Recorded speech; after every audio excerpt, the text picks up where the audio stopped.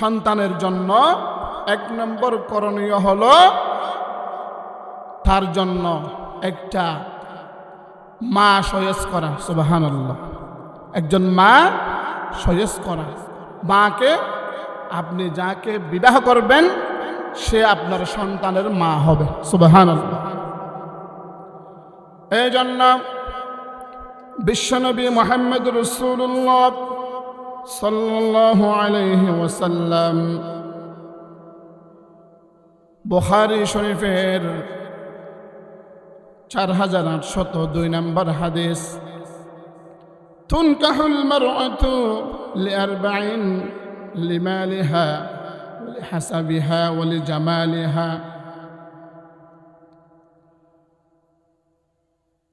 ولجمالها لأبنائها فاظفر بذات الدين। বিশ্বনবী জনাব মুহাম্মদ রাসূলুল্লাহ সবাই বলে সাল্লাল্লাহু আলাইহি ওয়াসাল্লাম, তিনি বলেছেন, ও আমার উম্মতরা, সন্তানের প্রতি তোমাদের জন্য 1 নম্বর কর্তব্য হলো ওই সন্তানের জন্য একটা ভালো মা নির্বাচিত করা। সুবহানাল্লাহ।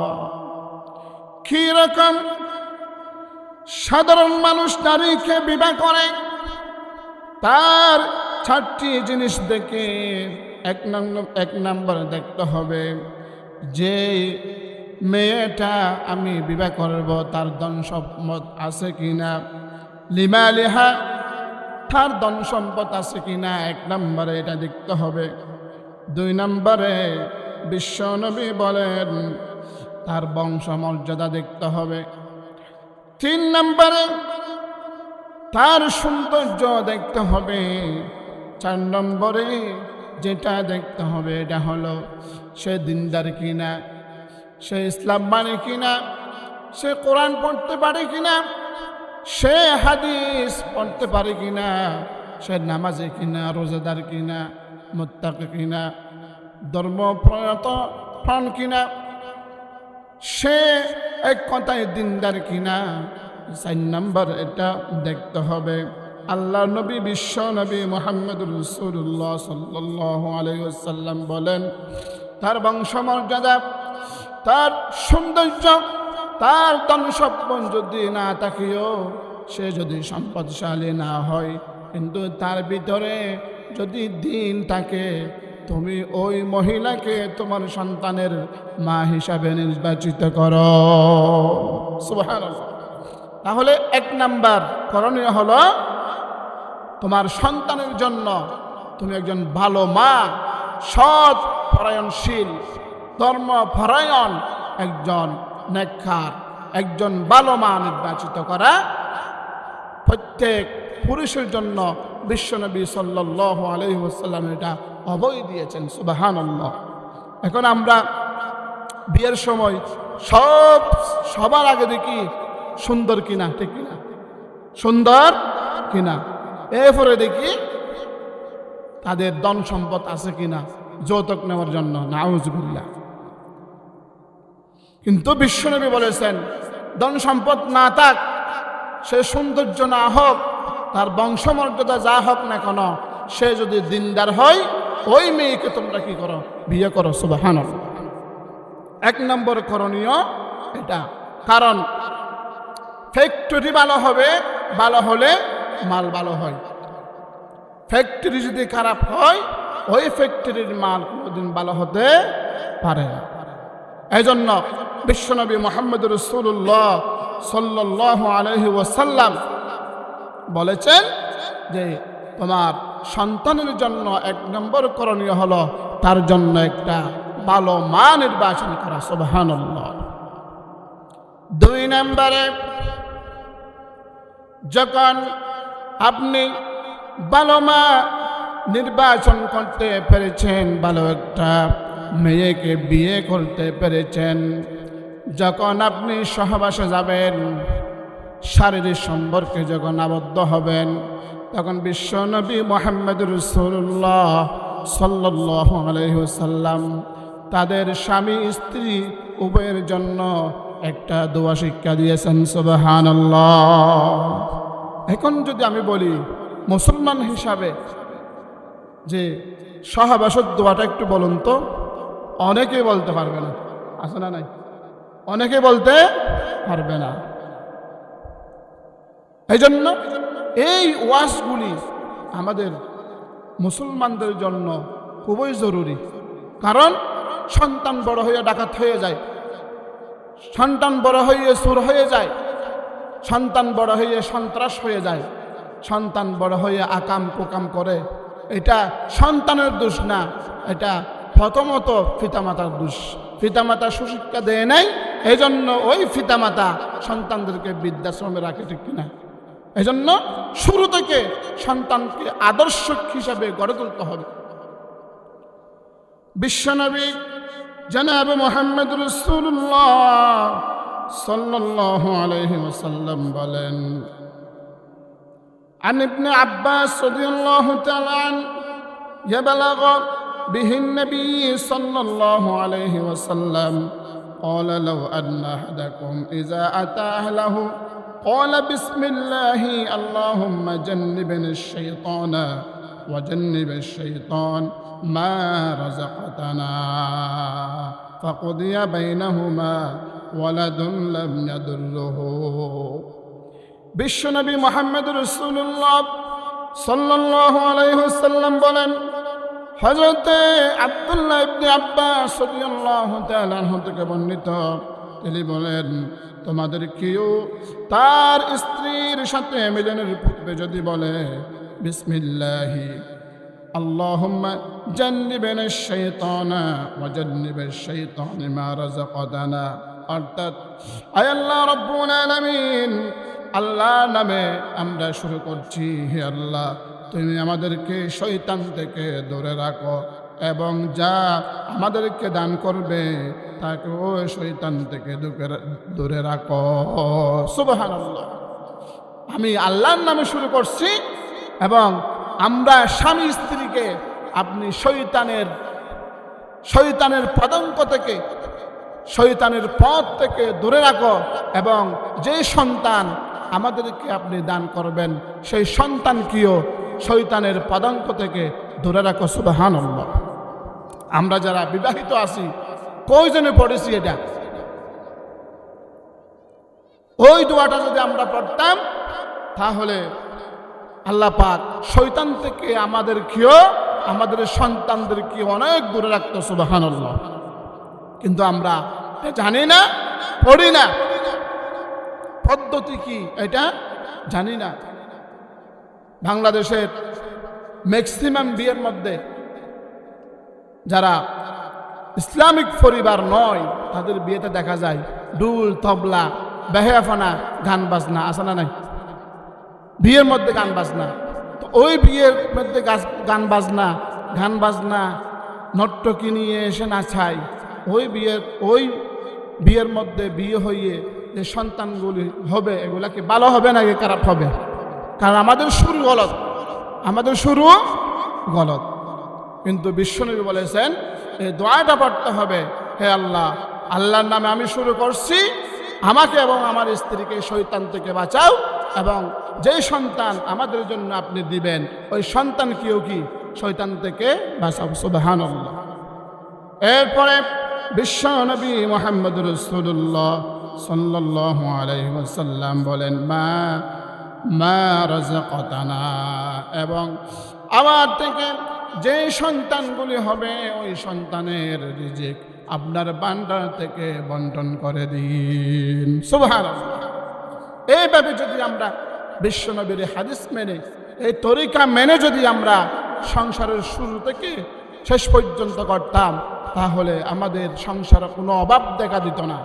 আমাদের সংসারে সন্তানাদি খারাপ হতো না, চুর হতো না, লম্পট হতো না, বদমাশ হতো না। বিশ্বনবী মুহাম্মদ রাসূলুল্লাহ সাল্লাল্লাহু আলাইহি ওয়াসাল্লাম 3 নম্বরে যেটা করতে হবে সেটা শিক্ষা দিয়েছেন। আল্লাহ রাব্বুল আলামিন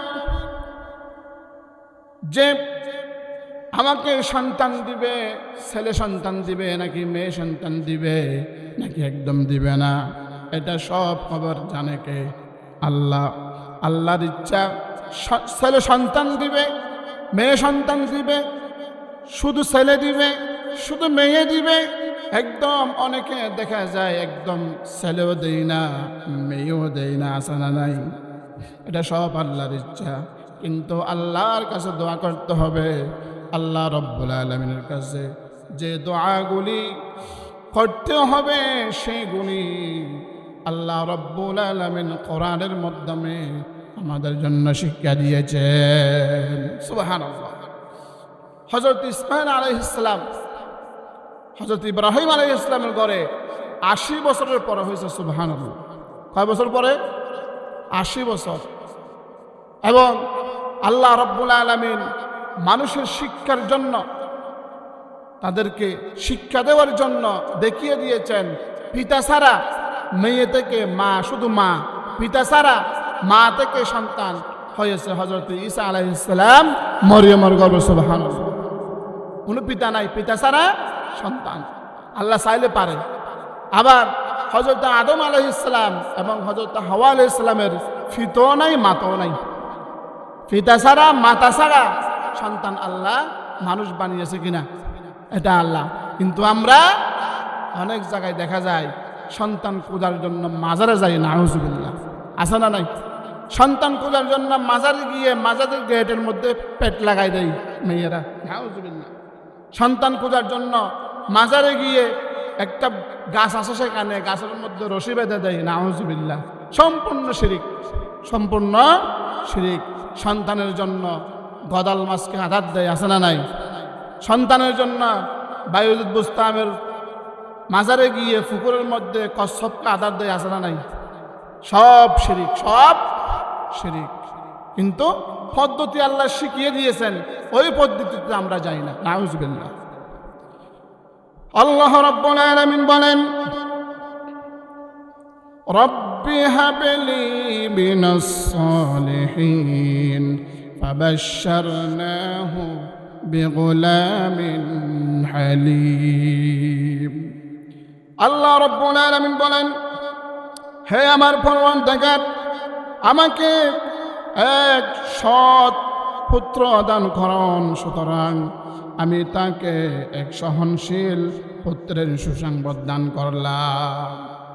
এই দোয়াটা হযরত ইব্রাহিম আলাইহিস সালাম করেছিলেন আল্লাহর কাছে, আয় আল্লাহ রাব্বুল আলামিন, আপনি আমাকে একজন সৎ সন্তান দান করুন। আল্লাহ রাব্বুল আলামিন ৮০ বছরের পরে হযরত ইব্রাহিম আলাইহিস সালামের দোয়াকে কবুল করে ৮০ বছরের পরে হযরত ইসমাঈলকে দান করেছিলেন। সুবহানাল্লাহ। প্রতিনিয়ত রব্বি হাবলি মিনাস সালিহিন, রব্বি হাবলি মিনাস সালিহিন, এই দোয়াটা হযরত ইব্রাহিম আলাইহিস সালাম করতে থাকতেন। সেই দোয়াটা আমাদের যাদের সন্তান হচ্ছে না তাদেরকে করতে হবে, হলেও করতে হবে, না হলেও করতে হবে। যদি এইভাবে করি, আমার স্ত্রীর গর্ভে আল্লাহ রব্বুল আলামিন সৎ সন্তান ব্যতীত কুসন্তান দিবে না। আমরা কিন্তু আল্লাহ থেকে চাই না। মানুষকে আল্লাহ রব্বুল আলামিন আশরাফুল মাখলুকাত, সৃষ্টির সেরা জীব হিসাবে সৃষ্টি করেছেন, ঠিক কিনা? কিন্তু আমাদের চলাফেরা গরু ছাগলের মতো। আমাদেরকে আল্লাহ রব্বুল আলামিন যেমনিভাবে সৃষ্টির সেরা করেছেন, আমাদের চলাফেরাও সেই রকম হতে হবে, ঠিক কিনা? কিন্তু আমরা যদি গরু ছাগলের মতো যদি আমাদের সংসার হয়, তো ওই গর্বে গরু ছাগলের মতো সন্তান না আসে কি হযরতে আপনার আব্দুল মালিক রহমতুল্লাহ আলাই শাহ সাহেব কাবিলার মতো সন্তান আসবে? আসবে না। আমাদেরকে সেই রকম হতে হবে। এজন্য যে দোয়াটা শিক্ষা দিয়েছেন আল্লাহ রব্বুল আলামিন, এই দোয়াটা আমাদেরকে পড়তে হবে। শুধু তাই নয়, আল্লাহ রব্বুল আলামিন হযরত জাকারিয়া আলাইহিস সালামের দোয়া সম্পর্কে আল্লাহ রব্বুল আলামিন কোরআনুল কারীমে বলেছেন, হুনালিকা دعا زكريا ربه قال رب هب لي من لدنك ذرية طيبة إنك سميع الدعاء فنادته الملائكة وهو قائم يصلي في المحراب أن الله يبشرك بيحيى مصدقا بكلمة من الله وسيدا وحسورا ونبيا من الصالحين قال رب أنى يكون لي غلام وقد بلغني الكبر وامرأتي عاقرا قال كذلك الله يفعل ما يشاء আল্লাহ রাব্বুল আলামিন বলেন সেখানে জাকারিয়া আলাইহিস সালাম তার পালনকর্তা নিকট প্রার্থনা করলেন, বললেন হে আমার পালনকর্তা, তোমার নিকট থেকে আমাকে ফুত পবিত্র সন্তান দান করো। নিশ্চয়ই তুমি প্রার্থনা শ্রবণকারী। যখন তিনি খামরার ভেতরে নামাজে দাঁড়িয়েছিলেন তখন ফেরেশতারা তাকে ডেকে বললেন যে আল্লাহ তোমাকে সুসংবাদ দিচ্ছেন ইয়াহইয়া সম্পর্কে, যিনি সাক্ষ্য দেবেন আল্লাহর নির্দেশের সত্যতা সম্পর্কে, যিনি নেতা হবেন এবং নারীদের সংস্পর্শে যাবেন না, তিনি অত্যন্ত সৎ কর্মশীল নারী হবেন। তিনি বললেন হে পালনকর্তা, কেমন করে আমার পুত্র সন্তান হবে? আমার যে বার্ধক্য এসে গেছে, আমার স্ত্রীও যে বন্দা। বললেন আল্লাহ এমনইভাবে যা ইচ্ছা করে থাকেন। সুবহানাল্লাহ। হযরত জাকারিয়া আলাইহিস সালাম যখন নামাজরত অবস্থায় ছিলেন, আল্লাহ রব্বুল আলামিন তাকে সুসংবাদ দিলেন, ও জাকারিয়া, তোমার ঘরে আমি হযরত ইয়াহইয়া আলাইহিস সালামকে দিয়ে দিলাম। সুবহানাল্লাহ। জাকারিয়া আলাইহিস সালাম বলেন আল্লাহ, আমি তো বৃদ্ধ হয়ে গেছি, কিভাবে সম্ভব? এবং আমি নিজেও বৃদ্ধ, আমার স্ত্রীও বন্দা বলে যে মেয়েদের সন্তান হই না, কিভাবে সম্ভব? আল্লাহ রব্বুল আলামিন বললেন তোমার দোয়ার বরকতে, তোমার দোয়ার কারণে আমি তোমার দোয়া কবুল করে এমনভাবে কবুল করেছি, তুমি বার্ধক্য হয়ে গেছ, তোমার স্ত্রী বন্ধ হোক, তারপরেও তোমাকে আমি একটা সৎ সন্তান দান করলাম। সুবহানাল্লাহ।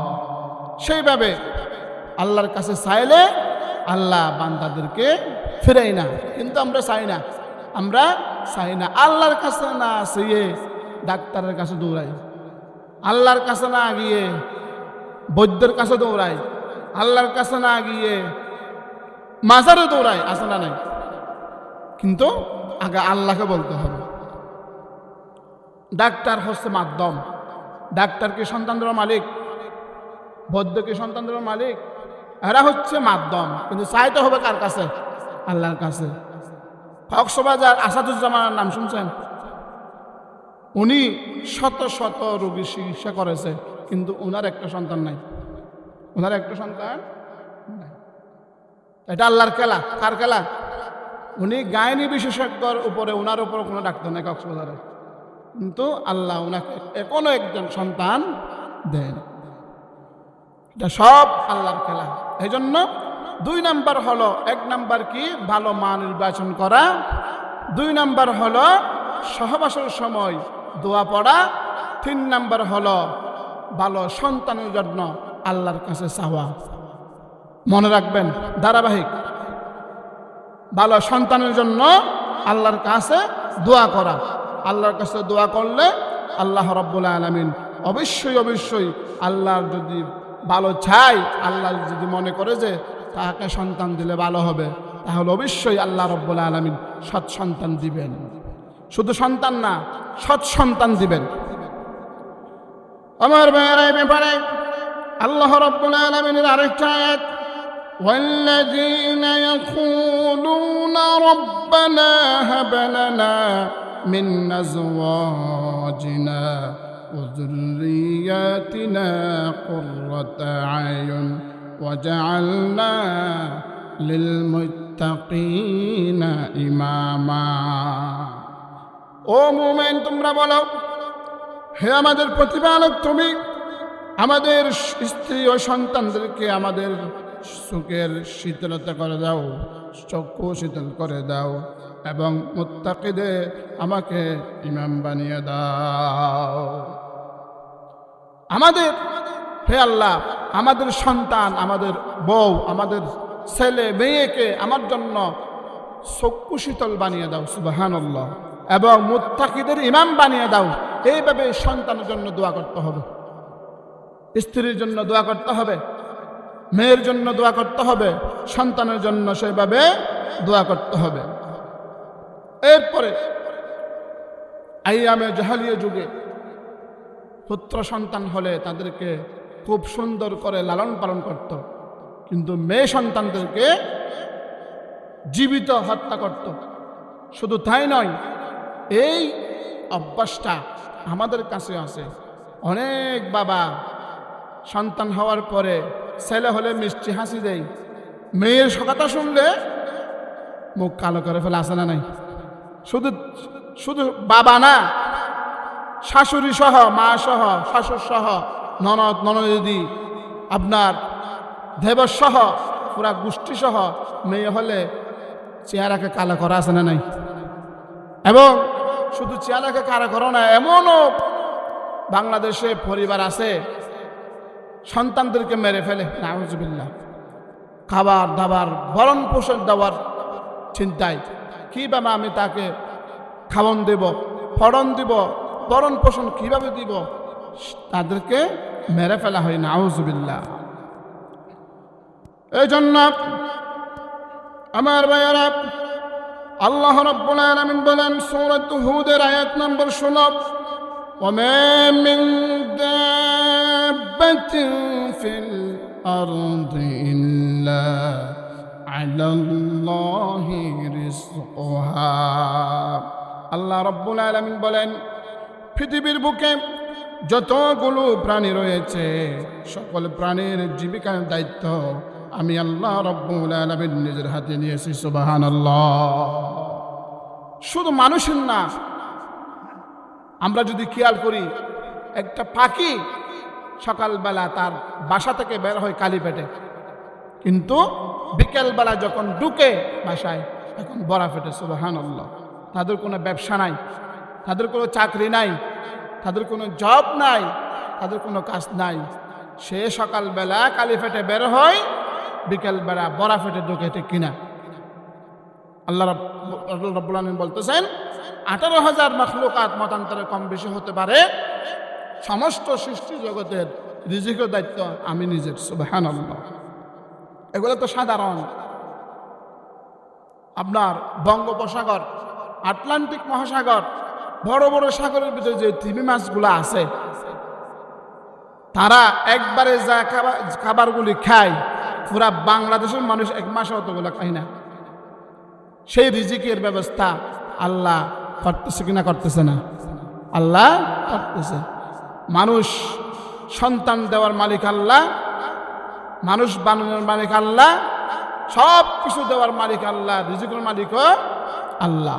এই জন্য আল্লাহ পাক পরিষ্কার করে বলে দিচ্ছেন, সমস্ত সৃষ্টি জগতের তা করার পরে 6 বছর 7 বছর হয়ে যাবে, পিতামাতার প্রতি আরেকটা বিশেষ দায়িত্ব হলো তাদেরকে তাওহীদ এবং রিসালাতের শিক্ষা দেওয়া। তাওহীদ এবং কিসের শিক্ষা দেওয়া? রিসালাতের শিক্ষা দেওয়া। তাওহীদ মানে আল্লাহ এক, আল্লাহ ব্যতীত আর কোনো মাবুদ নাই, একমাত্র ইবাদত হবে আল্লাহর। এই বিষয়গুলি কালিমায়ে তাইয়্যিবা, কালিমায়ে শাহাদাত, কালিমায়ে ইমানে মুফাসসাল, ইমানে মুজমাল, এই কালিমাগুলি তাদেরকে শিক্ষা দেওয়া। এই কালিমাগুলি ফুরকানিয়া মাদ্রাসায় এই কালিমাগুলো নুরানি মাদ্রাসায়, এই কালিমাগুলি কওমি মাদ্রাসায়, এই কালিমাগুলো আলিয়া মাদ্রাসায় শিক্ষা দেওয়া হয় কিনা? সেখানে সন্তানকে দ্বীনি শিক্ষায় কি দিয়ে দেওয়া। সুবহানাল্লাহ। এরপরে পিতামাতার করণীয় হলো তাওহীদ এবং রিসালাতের পাশাপাশি সন্তানদেরকে কোরআন শিক্ষা দেওয়া। সুবহানাল্লাহ। কোরআন শিক্ষা দেওয়া। কোরআন কেন শিক্ষা দিবেন? কোরআন হলো আল্লাহ রব্বুল আলামিন মানুষ বানানোর পরে মানুষের গাইডলাইন, মানুষের জীবনের শুরু থেকে শেষ পর্যন্ত কিভাবে চলবে সেটার জন্য গাইডলাইন স্বরূপ আল্লাহ রব্বুল আলামিন কোরআন দিয়েছেন। সুবহানাল্লাহ। একটা মোবাইল যখন আপনি কিনবেন, ওই মোবাইলের সাথে একটা বই দেয়, ওই মোবাইলটা কীভাবে আপনি ওপেন করবেন, কীভাবে বন্ধ করবেন, কীভাবে চালাবেন। তেমনিভাবে আল্লাহ রব্বুল আলামিন মানুষ সৃষ্টি করার পরে মানুষ কীভাবে তার জীবনকে পরিচালনা করবে, যুগে যুগে নবী রাসূল পাঠিয়েছেন, তাদের সাথে গাইডলাইন পাঠিয়েছেন। সর্বশেষ গাইডলাইন, সর্বশ্রেষ্ঠ গাইডলাইন হলো কোরআন। সুবহানাল্লাহ। একটা মানুষের জন্ম থেকে শুরু থেকে কিভাবে চলবে, ব্যক্তিগত জীবন, পারিবারিক জীবন, সামাজিক জীবন, রাষ্ট্রীয় জীবন, মানুষের লেনদেন, ব্যবসা বাণিজ্য, বিয়ে শাদী, কর্ম কিভাবে হবে, সবগুলি কোরআনের মধ্যে দেওয়া আছে। এই জন্য পিতামাতার দায়িত্ব হলো সন্তানকে কোরআনের শিক্ষায় শিক্ষিত করা, সন্তানকে হাদিসের শিক্ষায় শিক্ষিত করা, সন্তানকে ধর্মীয় শিক্ষায় শিক্ষিত করা, সন্তানকে নৈতিক শিক্ষায় শিক্ষিত করা। এটা হচ্ছে পিতামাতার দায়িত্ব। এটাও দায়িত্বের মধ্যে পড়ে। এই শিক্ষাগুলি আমরা দেই না, এই জন্য সন্তান বড় হয়ে নষ্ট হয়ে যায়। সন্তান বড় হয়ে চোর ডাকাত বদমাশের মতো হয়ে যায়, যার ধাই বুড়ো পিতামাতা এড়াতে পারে না। এই দায়িত্ব আমাদের। এই জন্য আমার আল্লাহ রাব্বুল আলামিন বলেন, বিশ্বনবী মুহাম্মদ রাসূলুল্লাহ সাল্লাল্লাহু আলাইহি ওয়াসাল্লামকে সর্বপ্রথম যে ওহীটা নাযিল করেছে আল্লাহ রাব্বুল আলামিন, এটা শিক্ষার মাধ্যমে আল্লাহ রাব্বুল আলামিন বললেন, ইকরা বিসমি রাব্বিকাল্লাযী খালাক খালাকাল ইনসানা মিন আলাক ইকরা রাব্বুকাল আকরাম। আল্লাহ রাব্বুল আলামিন বলেন জিবরাইলের মাধ্যমে আল্লাহ নবীকে, ইকরা বিসমি রাব্বিকাল্লাযী খালাক, ও নবী আপনি পড়ুন আপনার রবের নামে যিনি আপনাকে সৃষ্টি করেছেন। শুরুতে পড়ার কথা বলেছেন, শুরুতে আপনার শিক্ষার কথা বলেছেন। যিনি আপনাকে সৃষ্টি করেছেন তার নামে আপনি পড়ুন। এইভাবে শিক্ষা। এই জন্য আমাদের সন্তানের প্রথম শিক্ষা হবে কোরআনের শিক্ষা, প্রথম শিক্ষা হবে আপনার হাদিসের শিক্ষা, প্রথম শিক্ষা হবে ইসলাম শিক্ষা। এটা প্রত্যেক পিতামাতার সন্তানের প্রতি করণীয়। এরপরে কোরআন হাদিস যখন শিখবে, আপনার তাওহীদ রিসালাতের শিক্ষা যখন হয়ে যাবে, তখন 7 বছর যখন বয়স হবে আপনার সন্তানকে আপনি নামাজের শিক্ষা দিবেন। সুবহানাল্লাহ।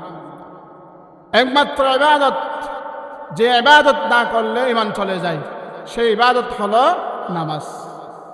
নামাজ না পড়লে ঈমান থাকে না। আপনি রোজা রাখেন নাই, হজ করেন নাই, যাকাত দেন নাই, আপনার ঈমান ঠিক থাকবে। কিন্তু নামাজ না পড়লে কি ঈমান চলে যাবে। এই জন্য 7 বছর যখন বয়স হয়ে যাবে আপনার সন্তানের নামাজের শিক্ষা দিতে হবে। বিশ্বনবী এরপরে বলেছেন, বলার পরেও নামাজ পড়তেছে না, 10 বছর যখন হয়ে গেছে তাকে নামাজের জন্য মারো, নামাজের জন্য প্রহার করো, নামাজের জন্য তাকে শাস্তি দাও। সুবহানাল্লাহ। কারণ নামাজ এমন একটা ইবাদত, নামাজ যদি পুঙ্খানুপুঙ্খানু যদি নামাজ পড়ে, সেই নামাজ মানুষদেরকে খারাপ কাজে বাধা দেয়, অশ্লীল কাজে বাধা দেয়, আপনার বেহায়াপনায় বাধা দেয়। যদি পুঙ্খানুপুঙ্খ নামাজ পড়ে, সে কখনো মিথ্যা বলতে পারে না, দুর্নীতি করতে পারে না। এজন্য নামাজের শিক্ষা দিতে হবে। এরপরে আল্লাহ নবী বলতেছেন যে নামাজ 10 বছরের নামাজ না পড়লে তাদেরকে মারো এবং তাদের বিছানা আলাদা করে দাও। সুবহানাল্লাহ, বিছানা আলাদা করে দাও। এই জন্য এই বিষয়গুলা যে কয়েকটা বিষয় বলেছি, এগুলা পিতামাতার দায়িত্ব। এই দায়িত্বগুলা যদি আমরা পুঙ্খানুপুঙ্খানুভাবে আদায় করতে পারি, ওই সন্তান কোনোদিন বড় হয়ে পিতামাতার অবদ্ধ হবে না। ওই সন্তান বড় হয়ে কোনোদিন পিতামাতাকে কষ্ট দিবে না। ওই সন্তান বড় হয়ে কোনোদিন আপনার উত্তরবঙ্গে দেখা যায় পিতামাতাকে বৃদ্ধাশ্রমে রেখে দেয়। ওই সন্তান কোনোদিন ওই পিতামাতাকে বৃদ্ধাশ্রমে রাখবে না। এরপরে সর্বশেষ হলো পিতামাতার দায়িত্ব। যদি সামর্থ্য থাকে, আপনি যেভাবে আপনার জীবনের শুরুতে তার জন্য একটা ভালো মা নির্বাচন করেছিলেন, সেইভাবে তার জন্য একটা ছেলে হলে একটা সুপাত্রের ব্যবস্থা করে দেওয়া, আর মেয়ে হলে মেয়ের জন্য একটা সুপাত্র ব্যবস্থা করে দেওয়া। এই বিষয়গুলা কোনো সন্তান, কোনো পিতামাতা যদি করতে পারে, তাহলে ওই সন্তান কোনোদিন পিতামাতাকে কষ্ট দিবে না এবং পিতামাতাকে বেহেশতে নেওয়ার জন্য, জান্নাতে নেওয়ার জন্য ওই সন্তান যথেষ্ট। সুবহানাল্লাহ। আল্লাহ পাক আমাদেরকে এই সন্তানের যথাযথ লালন পালন কোরআন হাদিসের মাধ্যমে করার তৌফিক দান করুন। আমার ভাইয়েরা,